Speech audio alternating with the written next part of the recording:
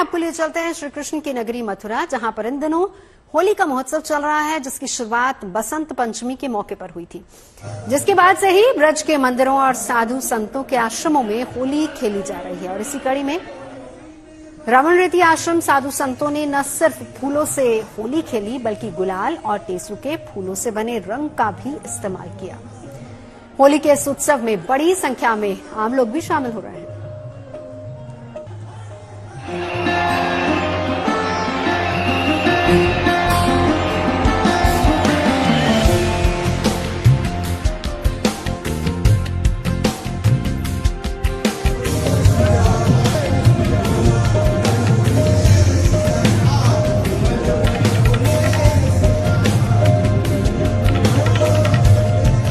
आया होली का त्योहार, ब्रिज में उड़ने लगा गुलाल।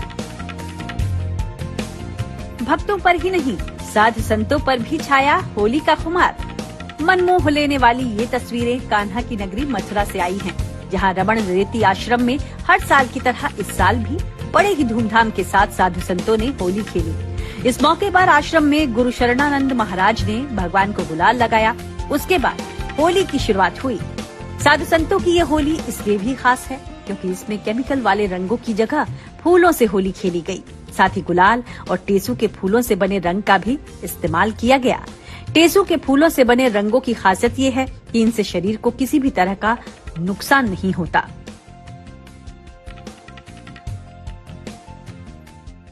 होली यहाँ बहुत अच्छी आनंद पूर्वक गुरु जी की कृपा से बहुत आनंद हुआ, बहुत अच्छा। और मैं वर्षों से आ रहा हूँ यहाँ पे। होली के लिए आते हैं केवल? नहीं, उत्सव के लिए भी, गुरु पूजा के लिए भी, और वैसे भी आते रहते हैं हम लोग। रमण रेती आश्रम में खेली गई इस होली में बड़ी संख्या में आम लोग शामिल हुए, जिनके साथ फूलों की होली खेली गई। इस मौके पर लोगों का उत्साह और जोश देखते ही बना। कोई हाथ उठाकर भजनों पर झूमता नजर आया, तो कोई जयकारे लगाता दिखाई दिया।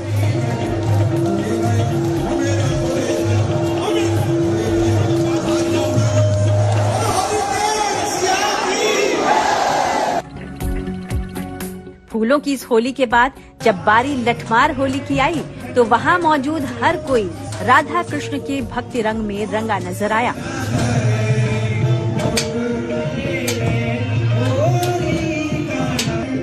होली के इस पूरे कार्यक्रम में चार चांद तब लगे जब राधा कृष्ण की रासलीला का मंचन बेहद शानदार तरीके से किया गया, और इस रासलीला को देख हर कोई भाव विभोर हो गया। बहुत अच्छा लगा। पहले भी कभी ऐसी होली देखी है? नहीं, फर्स्ट टाइम आई हूँ तो पहली बार आए। हाँ, नहीं ऐसी नहीं होती। यहाँ पे जो होली हुई ना बहुत अच्छी है। कैसी अनुभूति हो रही है? बहुत अच्छा लग रहा है, अद्भुत, नजारा देखने को मिला। बिल्कुल अद्भुत लग रहा है। यहाँ साधु संतों भगवान ने साथ आपको होली खेली, साधुओं के दर्शन एक साथ हुए, बहुत अच्छा लगा उसमें तो। और फिर भगवान के साथ होली खेली। हाँ, और फिर उनके साथ होली खेली। ऐसी अद्भुत अनुभूति तो कहीं आ ही नहीं सकती। पूरे ब्रज में होली का ये महोत्सव 40 दिनों तक चलता है, जिसकी शुरुआत बसंत पंचमी के मौके पर हुई थी। इसके बाद से मथुरा, वृंदावन, गोकुल, बरसाना समेत पूरे ब्रज में ही होली अलग अलग दिन पर होती है। इस साल भी 7 मार्च को नंदगांव और बरसाना में फाग आमंत्रण दिया जाएगा, और फिर शाम को बरसाना के श्री राधा रानी मंदिर में लड्डू मार होली होगी। 8 मार्च को बरसाने में रंगीली गली में लठमार होली का उत्सव मनाया जाएगा, तो 9 मार्च को नंदगांव में लठमार होली उत्सव मनाया जाएगा, जबकि 10 मार्च को बांके बिहारी मंदिर में फूलों की होली खेली जाएगी। वहीं 10 मार्च को ही कृष्ण जन्मभूमि पर हुरंगा आयोजित किया जाएगा। फिर 11 मार्च को गोकुल में छड़ीमार होली खेली जाएगी। 12 मार्च को द्वारकाधीश मंदिर में बगीचा होली खेली जाएगी। इसके बाद 13 मार्च को होलिका दहन होगा, और फिर 14 मार्च को पूरे ब्रिज में होली का उत्सव मनाया जाएगा। ब्रिज में होली का ये उत्सव यहीं पर खत्म नहीं होगा, बल्कि 15 मार्च को बलदेव के दाऊजी मंदिर में हुरंगा खेला जाएगा। आखिर में 22 मार्च को वृंदावन के रंगनाथ मंदिर में होली का उत्सव मनाया जाएगा। और इसी के साथ 40 दिन तक चलने वाला होली का ये महोत्सव खत्म हो जाएगा। 10 मार्च को रंगभरनी एकादशी के दिन भगवान श्री कृष्ण के जन्म स्थान पर होली का आयोजन होगा। और अगर श्री कृष्ण जन्म स्थान की बात करें तो पूरे ब्रजमंडल की जो होली होती है उसके सभी कलर यहाँ श्री कृष्ण जन्म स्थान पे आपको नजर आएंगे, चाहे वो लठ होली हो, चाहे गुलाल की होली हो, चाहे टेसू के फूल की होली हो।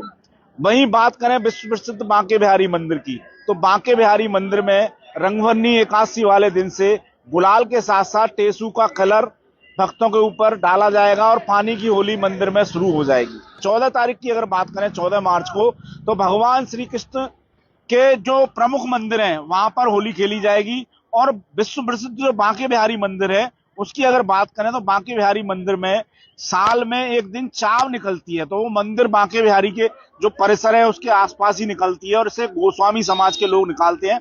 तो ये चाव आपको 14 मार्च को वहां देखने को मिलेगी। ब्रज में 40 दिनों तक चलने वाला रंगों का ये उत्सव इतना खास होता है कि इसमें शामिल होने के लिए देश ही नहीं बल्कि विदेशों से भी बड़ी संख्या में भक्त दौड़े चले आते हैं।